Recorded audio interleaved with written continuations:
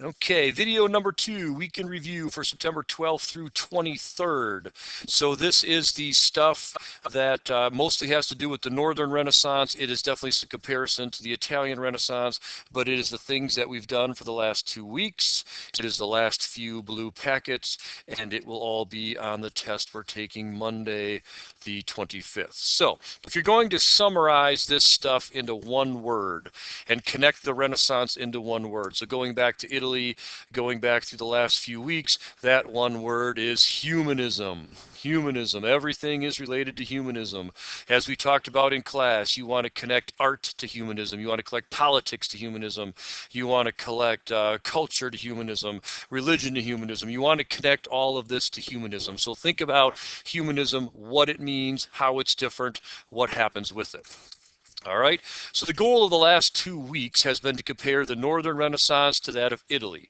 So the first 2 or 3 weeks was about Italy and what Italy had and what Italy did, and the political stability and economic prosperity and all that kind of stuff. This last 2 weeks, starting September 12th, has been more about the North and comparing it to the North. So make sure you can do that. So how do we compare the two? Well, you should know politics. The first way you've got to be able to compare the two is with the politics. All right, politics of the North, how are they similar, how are they different to the Italian politics? You also should be able to compare the culture, the art, the painting, Peter Bruegel versus Michelangelo, Castiglione versus Erasmus, which you know is going to be on the test. And then lastly, it's religion. You should be able to compare the religion of the Northern Renaissance to the religion of the Italian Renaissance. And remember, the Northern Renaissance is anything not Italian. Mostly Spain, France, England are the big three you got to know. For this test, we're not worried about Russia. We looked at the map of Poland, and we know one thing about the Holy Roman Empire. So it's mostly the French, the British, and the Spanish and how they compare to Italy. So the easiest one of all these to do is obviously religion, because it's one answer. They're all Catholic. There's really not a comparison. Different ways they do some of this stuff, but it's all Catholic, nothing else to worry about. They're Catholic, no, they're Catholic, that's done. If you get that wrong, you're in trouble. All right, so politically then, let's compare them politically. Politically, you got to look for the idea of new monarchs. New monarchs as in not medieval monarchs. The next slide, I have that written down there also. But remember, medieval monarchs had to struggle yearly, weekly, monthly, whatever, to hold on to power. These monarchs of the North in the Renaissance are very different. Look for these 4 things. These are the 4 things we talked about. What do they do with nobles? What do they do with peasants? Who do they choose as their advisors?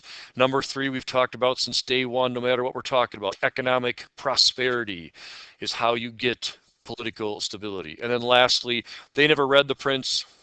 A lot of them were before the Prince, but how did they act like Machiavelli would have wanted them to act had they read the Prince? So this is your big picture. This is a page you should go back to all the time to review the politics of the time period. Okay, so now here's some more specific politics. All right, one thing they all share is this idea of royal councils made up of merchants. Okay, merchants that have money. They're new advisors. Their advisors are merchants. Remember, we go over here, change from the Middle Ages. In the Middle Ages, it was all nobles fighting nobles for power over nobles. Okay, these people here, these new monarchs, are going to ignore the nobles, and they're going to use royal councils made up of merchants that have lots of money to serve as their advisors. All right, and then there's the specifics. Okay, in Spain, you should remember it's Isabella and Ferdinand. In France, you should remember Charles VII and his kid, the Spider King, Louis XI. In England, there's no real names to remember, just the Tudor family. We're not going to worry about any of the kings because they really don't do a lot. All right. In Spain, you need to remember the Hermandades. Those were the brotherhoods that helped Isabella and Ferdinand institute their policies. They also used the Inquisition for them to get done what they wanted to get done. In England, remember the court of Star Chamber and how they would put give nobles trials, put nobles on trial without worried about the law, without worried about witnesses, just a way to get them to do what they wanted done, get rid of them if they weren't going to do what they wanted done. Okay? Another big thing you should remember in Spain was the Reconquista, where Isabella and Ferdinand kick out all the Moors, the Muslims, and then when they're all gone, then they turn on the Jews. And that goes back to a couple slides ago where everyone is Catholic. All right, where everyone is Catholic, they're going to make sure everyone stays Catholic. So Charles VII, how do they make their money in France? It's the tail tax, the land tax, or the gabelle, the salt tax. Remember, both or all these countries promote trade, the New World with Spain, wool with England, silk with France. Remember how they make their money. Yes, these are advisors making money, but there's new taxes, new industries, different way to generate income. All of this is very different from what was happening in the Middle Ages. So this is obviously a short recap. Hopefully you can remember these things, check on these things. It gives you things to think about. Okay? And then there's culturally. How is the North different than Italy? Italy's got the Michelangelo. It's got the religious theme here, the birth of creation, I should say. But once again, it's the classic humanist appreciation for how man works, the man's genius, the function, the perfect body and what man can accomplish. And humanism in the North is also about man.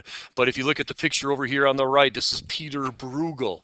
He's showing us the common man, the common peasant, having fun, eating pies, all together in a little shed having fun.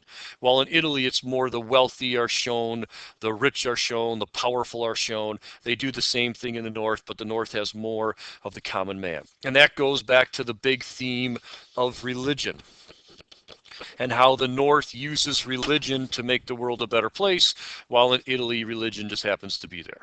They really don't care about it. They're not worried about it. They're moving beyond it. Why? Because they're wealthier. Why? Because they can. All right, so review the culture, compare the two of the culture. The last topic we had real quick then was exploration. There's just a couple things to know about exploration. You've got the explorer's motives right here, real simple list. Different things that they did, different reasons for it. Look it over, review it. It's a piece of cake. Know why they did it, why they didn't do it. And then we also had the Columbian Exchange, the same picture we had before, only there's added more stuff to it on the right with different diseases and things like that. So remember the economics of exploration with the Columbian Exchange, and remember the politics or the motives of exploration also. And then lastly, people are coming here to get your stuff. It's all right. All right. The last part here, I actually thought I had this in a different spot. I thought I fixed it, but I didn't, but that's okay. This is more of the cultural stuff. This is the writer stuff. Erasmus over here on the far left is very important. Thomas More on the far right is also very important. Erasmus is more important for Monday, this first one. Thomas More will be more important in January, or actually November when we finish the unit. So remember, Erasmus. Education of a Good Christian Prince, Praise of Folly. He was a great humanist teacher. He spread humanism. He combined the good hard work of Catholicism with the humanism and appreciation for what man can accomplish, and he puts it together, and he tries to make the Netherlands a place of prosperity for everyone. He tries to make people better morals, better members of society. He's a reformer, a religious reformer, as well as a teacher, as well as a writer, and someone that is a positive influence on the North. Thomas More is the same thing in England. Teacher, writer. Utopia is the book he wrote. gets his head chopped off because he won't help Henry VIII get a divorce because he believes in the Catholic faith and what the Catholic faith stands for, and he doesn't want to turn against it. Francois Rabelais is not that important, just an interesting, different kind of writer from the North. So make sure you review Erasmus for sure. Make sure you combine this with the culture of the time period and figure out how is the North different than Italy, and how is the North similar to Italy. So we're making some progress. We're getting better on these videos, slow but sure. So hopefully this helps.